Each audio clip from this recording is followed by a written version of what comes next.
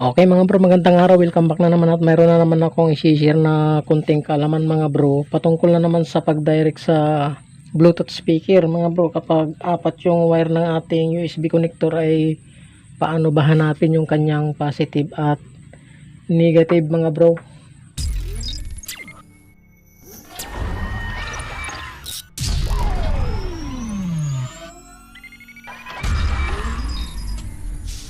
Ayan.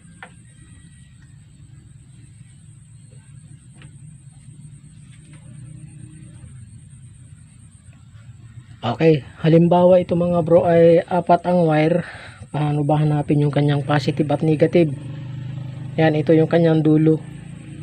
USB, ito naman yung dating ano niya, USB port niya o USB micro charging port. Ayan o. Ayan. Okay, paano ba hanapin yung positive at negative dito mga bro? Ayan, halimbawa mga bro, kapag nabalatan nyo na, naputol nyo na mga bro,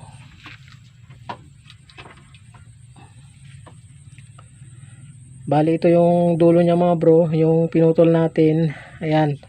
So paano ba hanapin yung positive mga bro? Ang unang suspect ninyo dyan na positive at negative, magiging number 1 na suspect ninyo na may voltahe na dumadaloy dyan ay itong kulay pink.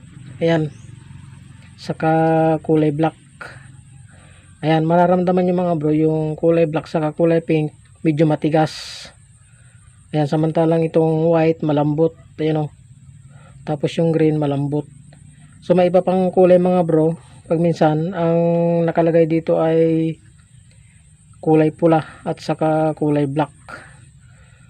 Ayan, maaaring itong kulay pink mga bro ang ating positive at itong kulay black ang ating negative. Okay, susubukan natin. Okay, balatan ko lang. Ang suspect natin dito mga bro ay kulay pink saka kulay black. Yan muna ang ititis natin. Ayan. So binalatan natin. Testing natin dun sa charger. Okay. Maglagay tayo ng charger sa saksakan. Ayan. Okay, saksak natin yung ating USB connector. Ayan. Tapos ganyan natin. Kuha tayo ng tester.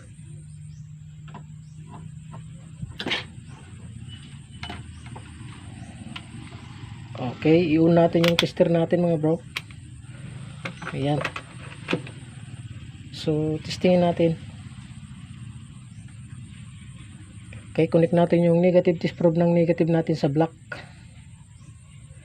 Tapos itis natin yung kulay pink kung may marireach siyang 5 volt. Ayun, meron mga bro. Ayan. Okay. So, testingin naman natin dun sa green at saka white. Kung mayroon pa rin lumalabas dun. Testing lang natin. Ay mga bro, malambot oh. Oh, nabibinat yung kanyang wire.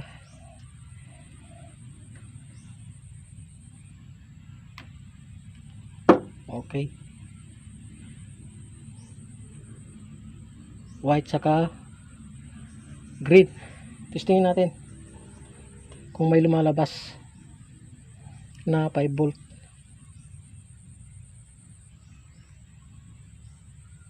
So wala mga bro. Ano? Zero. Nadidetect lang niya yung point niya na resistant ng ating kamay. Okay. Na-confirm natin mga bro na yung black saka pink ang live natin. Yan, putulin na natin yung green. Tapos putulin natin yung white. Okay. Tapos applyan na natin to. Hahanapin natin yung positive at negative dun mamaya sa Kingster na ida-direct natin. Okay. So applyan na natin mga bro.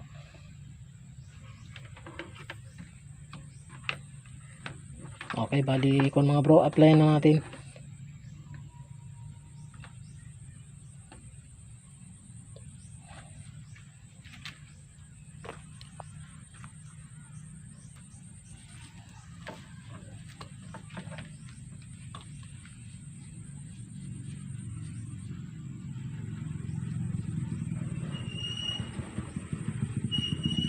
Ayan.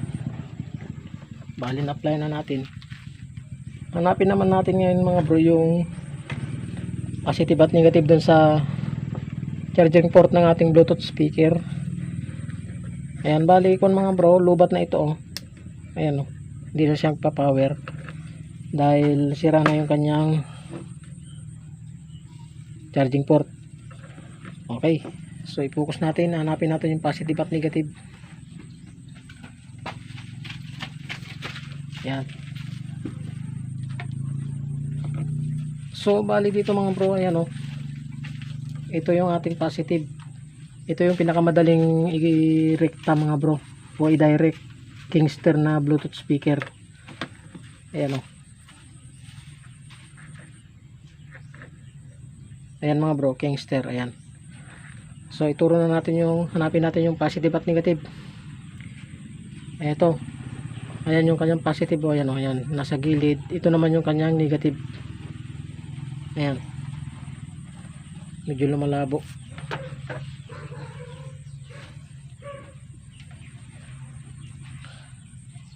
So ito mga bro yung positive natin. Ayan o. Ayun. May indicator pala dito mga bro. Ano 5 volt. Medyo malabo yung camera natin. Tapos yung katabi niya ayun yung kanyang negative. Ayan lang, walang kaya pira mga bro na i-direct. Okay? Applyan natin yun. At i-direct na natin.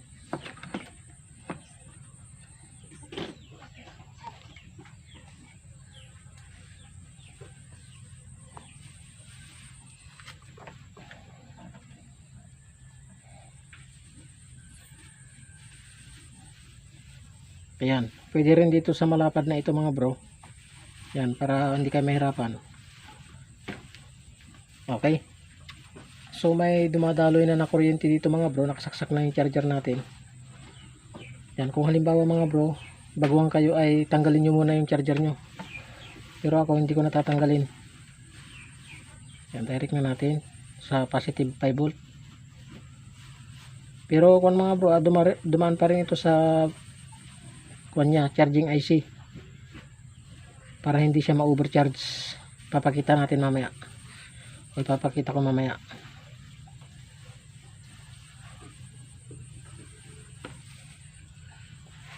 Dagdagan natin yun, kulang.